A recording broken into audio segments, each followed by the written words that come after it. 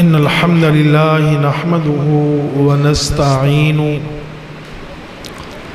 من يهده الله فلا مضل له ومن يضلله فلا هادي له وأشهد أن لا إله إلا الله وحده لا شريك له وأشهد أن محمدًا عبده ورسوله اللهم صل على محمد وعلى آل محمد كما صليت على إبراهيم وعلى آل إبراهيم إنك حميد مجيد اللهم بارك على محمد وعلى آل محمد كما باركت على إبراهيم وعلى آل إبراهيم إنك حميد مجيد اللهم ذا السلطان العظيم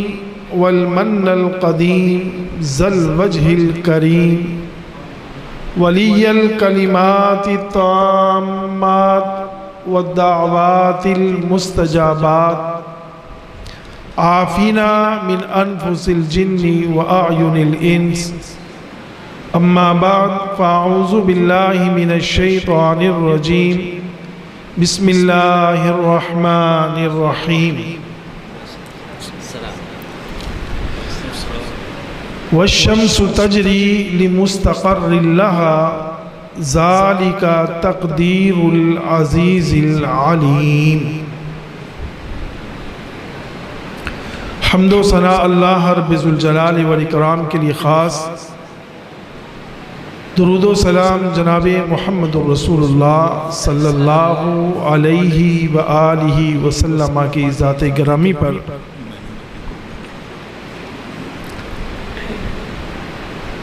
آج کے اس پروگرام کے اندر جو کہ مرکزی جمعیت اہل حدیث کے زیر انتظام زیر اہتمام ہو رہا ہے،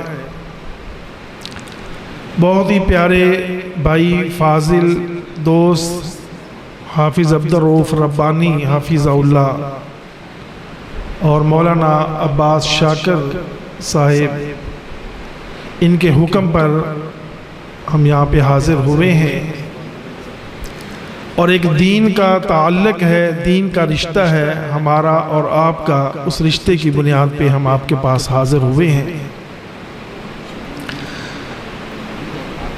چند باتیں آپ کے سامنے عرض کرنی ہیں۔ جو افراد بیٹھے ہیں اس بات کی کوئی پرواہ نہیں کہ 2 ہیں 4 ہیں، ہمارے سامنے ایک چیز ہے۔ اللہ کے رسول صلی اللہ علیہ وسلم نے فرمایا حضرت علی رضی اللہ تعالی عنہ کو، ان یہدی اللہ بک رجلا واحدا خیرا لک من حمر النعم، کہ ایک بندے کو بھی دین کی سمجھ آ جانا آپ کے ذریعے سے یہ عرب کے سرخ اونٹوں سے بہتر ہے۔ تو ہمارا یہی مقصد ہے، اسی کے لیے حاضر ہوئے ہیں۔ اللہ ہم سب کی حاضری کو قبول فرمائے، اللہ ہمیں اخلاص نصیب فرمائے۔ صرف چند باتیں سمجھانی ہیں، ذرا توجہ کیجئے گا۔ سورہ یاسین ہے، سورہ یاسین، اس کی آیت نمبر 38 میں نے آپ کے سامنے تلاوت کی ہے۔ اللہ رب ذوالجلال والاکرام اس آیت مبارکہ میں سورج کی گردش کا تذکرہ بیان فرما رہے ہیں۔ وَالشَّمْسُ تَجْرِي لِمُسْتَقَرٍّ لَهَا ذَلِكَ تَقْدِيرُ الْعَزِيزِ الْعَلِيمِ، سورج اپنے مقررہ رستوں طریقوں پر چلتا ہے، اور اس کا اندازہ، اس کا آنے جانے کا جو وقت ہے وہ متعین کیا ہے اللہ رب ذوالجلال والاکرام نے۔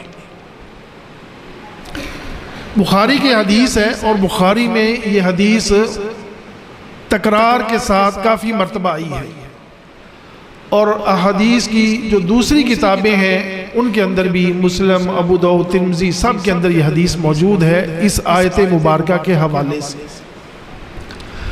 ابو ذر رضی اللہ تعالیٰ عنہ حدیث کے راوی ہیں، اور بخاری کی حدیث ہے کہ رسول اللہ صلی اللہ علیہ وسلم تشریف فرما تھے، پوچھتے ہیں صحابہ سے کہ میرے صحابہ مجھے یہ بتاؤ کہ یہ جو سورج غروب ہو رہا ہے یہ کہاں جا رہا ہے؟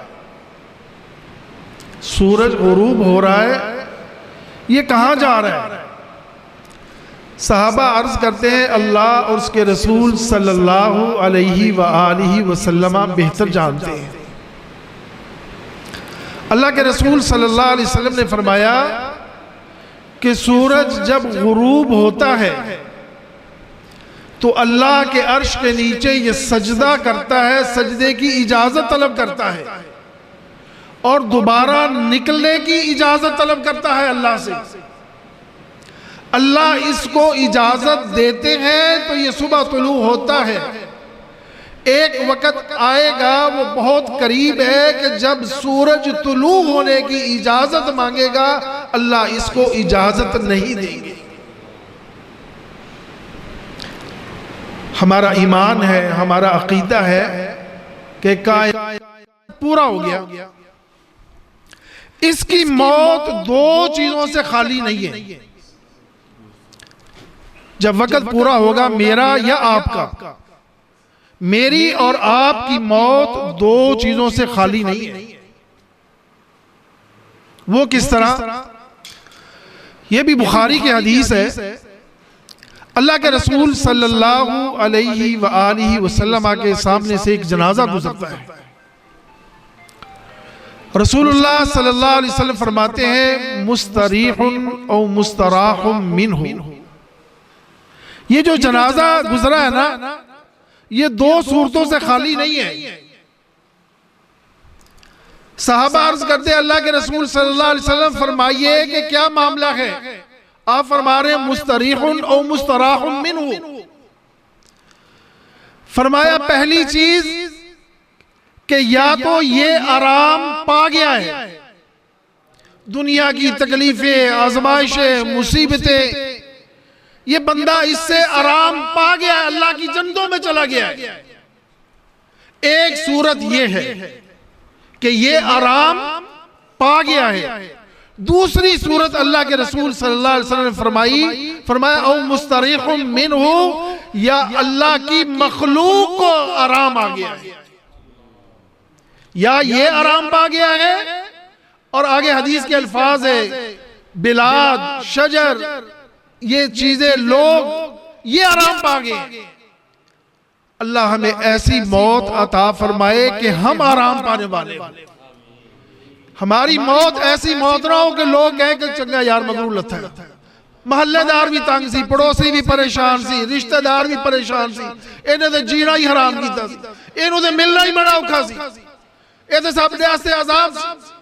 اللہ ہمیں وہ موت عطا فرمائے جو راحت والی موت ہو اور مرنے کے بعد بھی ہمیں راحت نصیب، اور لوگ ہمارے مرنے کے بعد ہمارا تذکرہ خیر کریں، لوگ کہیں کہ یار کتنا نیک آدمی تھا، اس دنیا سے چلا گیا، فلاں کی خیر خواہی کرتا تھا، فلاں خیر کے کام کرتا تھا، آج وہ یاد آ رہا یار کتنا اچھا بندہ تھا۔ اللہ ہمیں ایسی موت عطا فرمائے کہ ہم آرام پانے والے ہوں۔ یہ جو بات ہے نا، یہ بات سمجھنے کے لیے انسان کو ذرا ذہن کشادہ کرنا پڑتا ہے۔ یہ بات اس وقت سمجھ آئے گی جب ہمارے ذہن، ہمارا دل وہ صاف ہوگا، کشادہ ہوگا، ہم ہر نیک بات کو، دین کی بات کو قبول کریں گے۔ سلسلہ حدیث صحیحہ کے اندر روایت ہے، اللہ کے رسول صلی اللہ علیہ وسلم فرماتے ہیں کہ تمہیں پتہ ہے احب الکلام الی اللہ کیا ہے، کہ اللہ کو سب سے پیارا کلمہ کون سا ہے؟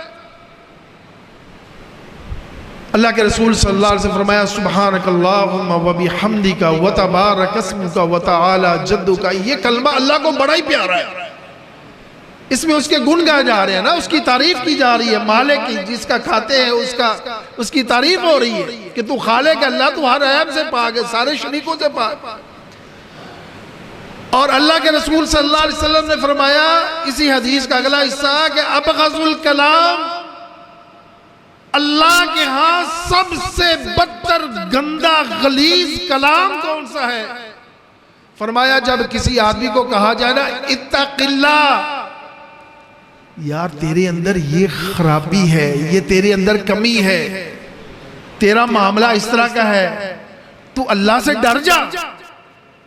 کسی کو یہ کہا جائے کہ یار یہ تیرا معاملہ درست نہیں ہے، تیرا لہجہ اچھا نہیں ہے، تو نرمی سے بات کیا کر، تو پیار سے دین کی بات کیا کر۔ یاد رکھیے جو بات آپ پیار سے بنوا سکتے ہیں وہ سختی کے لہجے سے نہیں بنوا سکتے۔ فرمایا اللہ کے ہاں بدترین کلام یہ ہے کہ جب کسی کو کہا جائے کہ اللہ سے ڈر جا تو وہ کہے علیک بنفسک، تو چل اپنا خیال کر، مینوں چھاڑ تو اپنی فکر کر۔ یہ اللہ کے رسول صلی اللہ علیہ وسلم فرمایا کہ یہ سب سے بری کلام، بری بات ہے اللہ کے ہاں کہ کوئی نیکی کی بات کر رہا ہے تو کہہ رہا ہے اپنا خیال کر۔ اس لیے جو بات سمجھائی جا رہی ہے، آپ کو علماء کرام ماشاءاللہ یہاں پہ خطبہ دیتے ہیں، دروس ہوتے ہیں، تو ذہن کو گشادہ کر کے کھلے دل کے ساتھ بات سنیے کہ یہ اللہ کی بات ہو رہی ہے، اللہ کے رسول صلی اللہ علیہ وسلم کی بات ہو رہی ہے۔ اور پھر بعض تو یہاں تک کر دیتے کہ جی انہیں تو بخشے نہیں جانا، یعنی کہ یہ سمجھتے ہیں کہ شاید جنت اور جہنم کے سرٹیفکیٹ ہمارے ہاتھوں کے اندر ہے، اللہ نے ہم سے پوچھ کے فیصلہ کرنا ہے کہ میں نے کس کو جنت میں بھیجنا ہے، کس کو جہنم میں بھیجنا ہے۔ رسول اللہ صلی اللہ علیہ وسلم فرمایا، مسلم کی حدیث ہے کہ آدمی کہتا ہے کہ ان اللہ لا یغفر لفلان، جس طرح ہم کہتے ہیں اللہ نے انہوں نے بخشنا ہی نہیں ہے یار، پتہ نہیں اللہ نے کو اس کی کون سی ادا پسند آئی ہوئی ہے، اور اللہ نے اس کے ساتھ کتنی رحمت والا معاملہ کرنا ہے، اور میں جناب اس کو جہنم کے سرٹیفکیٹ دے رہا ہوں۔ میری اپنی کیا اوقات ہے، میرے پاس اتھارٹی کیا ہے کہ میں کسی کی جنت اور جہنم کا فیصلہ کروں؟ رسول اللہ صلی اللہ علیہ وسلم فرمایا، بندہ کہتا ہے اللہ کی قسم اللہ نے فلاں کو معاف نہیں کرنا، اللہ فرماتے ہیں سن لے یہ بات کہنے والے تیری یہ بات کتنی بری ہے، تو کہہ رہا اللہ نے اس کو معاف نہیں کرنا، میں نے اس کو تو معاف کر دیا، تیرے عمل برباد کر دیے۔ انی قد غفرت لہ واحبطت عملک، اس کو تو معاف کر دیا، تیرے عمل برباد ہو گئے۔ اس لیے میرے عزیز ساتھیوں، ہمیں اپنے رویوں کو درست کرنا ہے، دین کو سمجھنا ہے، اور اپنے آپ سے شروع کرنا ہے، دوسروں سے نہیں۔ دوسروں کا تو سوال ہی نہیں ہونا، مجھ سے سوال یہ ہوگا ممتاز بتا زندگی کہاں گزاری، کیسے گزاری، کہاں کمایا، کہاں سے کمایا، کہاں خرچ کیا۔ مجھ سے یہ نہیں پوچھا جائے گا فلاں کیا کر رہا تھا، فلاں کیا نہیں کر رہا تھا۔ یہ معاملہ اللہ کا ہے، اللہ خود اس سے پوچھیں گے، جس کا جواب میں نے اور آپ نے دینا ہے، ہم نے اس کی تیاری کرنی ہے۔ اور میرے عزیز ساتھیوں، ہمیں اپنے رویوں کو بھی بدلنا ہے، ہمیں اپنے رویوں کے اندر انتہائی نرمی لے کے آنی ہے۔ سیرت النبی کا جلسہ ہے، ہمارے نبی صلی اللہ علیہ وسلم کا مزاج، آپ کی سیرت کیسی تھی؟ اللہ فرماتے ہیں لو کنت فظا غلیظ القلب لانفضوا من حولک فاعف عنہم واستغفر لهم وشاورهم فی الامر، کہ اگر آپ سخت مزاج ہوتے تو آپ کے پاس کوئی بندہ ہی نہ بیٹھ سکتا۔ میرے نبی صلی اللہ علیہ وسلم اتنے نرم مزاج والے، اتنے نرم لہجے والے کہ وہ ایک آیا نا آگے، اس نے گلے کے اندر چادر ڈال کے کہا کہ مجھے حصہ دیجئے اللہ کے مال میں سے۔ اللہ کے رسول صلی اللہ علیہ وسلم اس کی طرف بھی مسکرا کے دیکھ رہے۔ اور ہماری کیفیت کیا ہے؟ چھوٹے بڑے سب انہیں تپے، انہیں اندر حسد بغض کینہ ایک دوسرے کے خلاف پڑے۔ اللہ دی پناہ۔ یہ ابھی یہ واقعہ دیکھ لیجیے ڈرائیونٹ والا ہوا،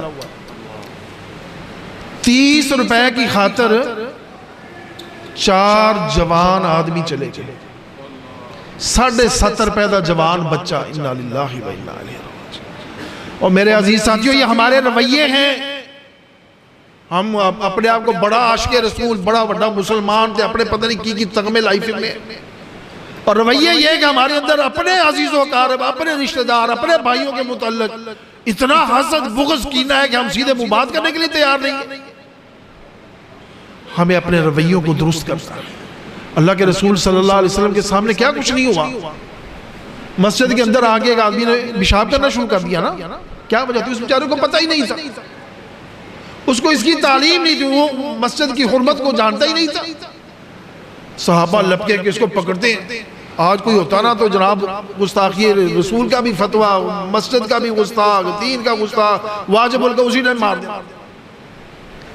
یہ تو سمجھیے کہ اس کے اندر اس چیز کا شعور بھی ہے کہ نہیں؟ اللہ اکبر۔ تو میرے بھائیو، ایک تو ہمیں اپنے رویوں کے اندر تبدیلی لے کے آنی ہے، اپنی اصلاح کرنی ہے۔ نیکی کی بات قبول کیجئے، اس کو سمجھیے اور اپنے رویے کو درست کیجئے۔ اور آخری بات، ہماری مسجدیں آباد نہیں ہیں، چاہے ہم جتنے مرضی ہمارے بڑے دعوے ہیں، لیکن ہم اپنی بات کریں نا۔ ہم اپنے آپ کو کہتے ہیں ہم متبع قرآن و سنت، قرآن تے حدیث تو علاوہ اسی گل کر دے ہی نہیں۔ کیا جس طرح ہماری مسجد رمضان المبارک میں آباد ہوتی ہیں، اب اسی طرح آباد ہے؟ اس وقت رب اور ہے، اب رب اور ہے۔ وجہ کیا ہے؟ ہمارا اللہ سے تعلق ایک برائے نام ہے۔ روٹین میں ہم آتے ہیں، روٹین بن گئی تھی آگے، ماحول نہیں ہے گا تو نہیں سی۔ بھائی روٹین کا ماحول کا اس سے تعلق نہیں ہے، یہ اللہ کا حق ہے۔ اللہ 5 مرتبہ بلاتے ہیں تجھے اپنے آگے جھکاتے، بندے آگے جھک، میرے سامنے سجدہ ریز ہو۔ لیکن ہماری کیفیت کیا؟ ہماری مسجد ویران ہے، وہی چند نمازی چند، اور ان کی بھی حالت بس اللہ ہی ہمارے حال پہ رحم کرے۔ میرے بھائیوں، مسجد میں بیٹھے ہیں، آپ مہمان ہیں، رب میزبان ہے۔ قیامت والے دن اللہ رب ذوالجلال والاکرام فرمائیں گے میرے پڑوسی کہاں ہیں؟ فرشتے کہیں گے اللہ آپ کے پڑوسی، آپ کے شیان شام، یہ کیسے ہے کہ آپ کے پڑوسی؟ اللہ فرمائیں گے ہاں، مسجدوں کو آباد کرنے والے وہ میرے پڑوسی، وہ کہاں ہیں؟ اللہ، ایک حدیث بس سناتا ہوں۔ سعید ابن مسیب رضی اللہ تعالیٰ عنہ حدیث کے راوی ہیں، 563 نمبر حدیث ہے ابو داؤد کے اندر۔ بیان کرتے ہیں ایک انصاری صحابی تھے، ان کی موت کا وقت آیا، آخری وقت تھا، نظر آ رہا تھا کہ شاید اب دنیا میں نہ رہوں۔ کہتے ہیں میں آپ کو ایک حدیث بیان کرتا ہوں جو میں نے محمد الرسول اللہ صلی اللہ علیہ وسلم سے سنی ہے۔ حدیث یہ ہے کہ اللہ کے رسول صلی اللہ علیہ وسلم فرمایا کہ بندہ جب مسجد کی طرف چل کے آتا ہے تو جو قدم اٹھاتا ہے اللہ اس پہ اس کو نیکیاں عطا کرتا ہے، ایک قدم پہ، دوسرے قدم پہ اس کے گناہ معاف ہوتے ہیں۔ تو جتنے کو قدم چل کے آئے گا اس حساب سے اللہ اس کے نیکیوں میں اضافہ فرمائیں گے، گناہوں کو مٹا دیں گے۔ اسی حدیث کا اگلا حصہ فرمایا رسول اللہ صلی اللہ علیہ وسلم نے کہ بندہ مسجد میں آتا ہے اور وہ پوری تیاری کر کے آیا ہے کہ میں نے با جماعت نماز ادا کرنی ہے۔ وہ آیا، اس نے جماعت کے ساتھ نماز پڑھی، اس کا اجر اس کو اللہ رب ذوالجلال والاکرام نے یہ عطا فرمایا کہ حدیث کے الفاظ ہیں کہ غفر لہ، عرش والے نے اس کو معاف کر دیا ہے۔ آیا اس لیے ہے نا کہ میں اللہ کے گھر میں جاتا ہوں، جا کے سجدہ ریز ہوں گا، اللہ سے معافی مانگوں گا، نماز پڑھوں گا۔ اللہ کے نبی صلی اللہ علیہ وسلم فرماتے ہیں غفر لہ، اللہ نے اس کو معاف کر دیا۔ ایک دوسرا بندہ، وہ نماز تو جماعت سے پڑھنا چاہتا تھا لیکن پوری نہیں پڑھی ہے۔ توجہ کیجیے، توجہ، بڑی اہم حدیث ہے۔ نماز ارادہ تھا جماعت کے ساتھ پڑھنے کا، لیکن اس کو تکبیر اولیٰ نہیں ملی، 1 رکعت ملی یا 2 رکعت نماز میں شامل ہو گیا ہے۔ اللہ کے رسول صلی اللہ علیہ وسلم فرماتے ہیں اللہ نے اس کو بھی معاف کر دیا، آ تو گیا ہے نا۔ تیسرا آدمی، وہ آیا ہے مسجد میں، نماز کی کوئی رکعت نہیں ملی، آیا ہے مسجد میں، وقت نماز کا وقت گزر گیا، با جماعت نماز ادا ہو گئی ہے، وہ لیٹ ہو گیا کسی وجہ سے، اور آتا ہے اللہ کے گھر کے اندر ہی کہ لیٹ ہو گیا ہوں، چلو میں مسجد میں نماز پڑھ کے آتا ہوں۔ اللہ کے رسول صلی اللہ علیہ وسلم فرمایا کہ اس کو رکعت تو کوئی نہیں ملی، آگے مسجد میں ہی نماز پڑھ رہا ہے، اللہ نے اس کو بھی معاف کر دیا۔ تو میرے عزیز ساتھیوں، یہ مسجد میں آنا جانا ہی ثواب ہے، یہاں بیٹھے ہیں اللہ کے مہمان بنے ہوئے ہیں، اللہ میزبان ہے، اور مسجدوں کو آباد کیجیے میرے بھائی، مسجد آباد ہوں گی تو ہماری اصلاح ہوگی، ہمیں اللہ کا قرآن نبی کا فرمان سمجھ آئے گا، اور جو مسلط کا وارث جس کو اللہ نے بنایا ہے، جو بھی آپ کے سامنے گفتگو کر رہا ہے اس کی عمر کو نہ دیکھیے، اس کی بات کو دیکھیے، بات کرنے والا چھوٹا ہے، بزرگ ہے، بڑا ہے، بات دیکھیے یہ اللہ اور اس کے رسول کی کر رہا ہے، اس کو سمجھیے، اس کو اپنائیے۔ اللہ مجھے اور آپ کو عمل کی توفیق عطا فرمائے۔ آپ سب دوستوں کا بہت بہت شکریہ، اللہ آپ سب کو جزائے خیر عطا فرمائے۔ میرا آنا، آپ سب کا بیٹھنا اللہ اپنی بارگاہ میں قبول فرمائے۔ وآخر دعوانا الحمدللہ رب العالمین۔